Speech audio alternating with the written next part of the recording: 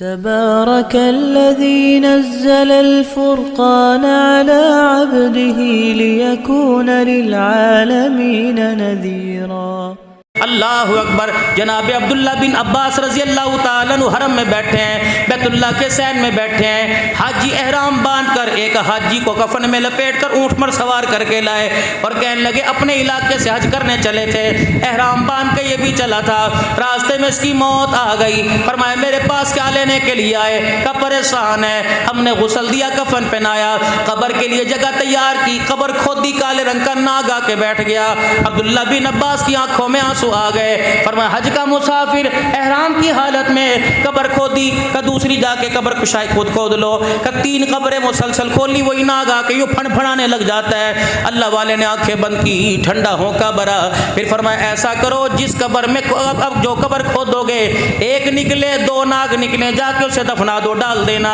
اللہ والے بتا تو صحیح کس بابرکت سفر پر آیا اور یہ حال ہے، احرام کی حالت میں حاجی غسل دے رہے ہیں، یہ حال ہے، پاک سرزمین پہ دفن کر رہے ہیں، یہ حال ہے۔ فرمایا میرے سے نہ پوچھو، گھر جا کے اس کی بیوی سے پوچھو۔ اللہ اکبر۔ جب سفر حج سے جب واپس جانے لگے، اللہ اللہ، اس کے ملک میں گئے تو سب کے حاجیوں کے استقبال کرنے والے آئے، اس کا گھر والا جب آیا کوئی نہیں تو گھر والے پریشان ہو گئے۔ وہ بیوی کہنے لگی کہ اس کے کان ماں، کہنے لگی میرا بھی تو جی گیا تھا۔ انہوں نے کہا بی بی حوصلہ کر، تجھے بتا میں بیٹھنے تو دے۔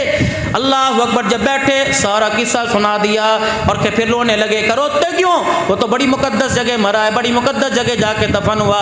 کہنے لگے تجھے پتہ ہی راستے میں مر گیا تھا، 3 جگہ قبر اس کی کھودی، یوں کر کے کالا ناگ نکلا، ٹھنڈا ہو کا برا، منہ پر ہاتھ مار کے کہنے لگی وہ تو اس کے ساتھ ہونا ہی تھا۔ اللہ تو کہنے لگے کیا ہو گیا جی؟ کہ یہ ہونا تھا اس کے ساتھ، کیا ہوا؟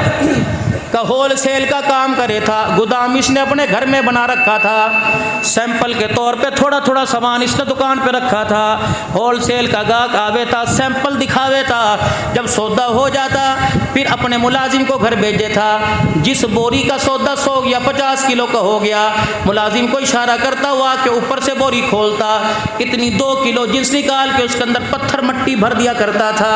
اللہ اکبر، اللہ اکبر۔ وہ رونے لگ گئے، کہنے لگے نبی کے چاچے کے بیٹے نے صحیح کہا تھا، جو مخلوق خدا کے ساتھ دھوکہ کرے گا اللہ اسے قبر کی بھی زمین جگہ کے اندر میں دنیا کے اندر نہیں عطا فرمائے گا۔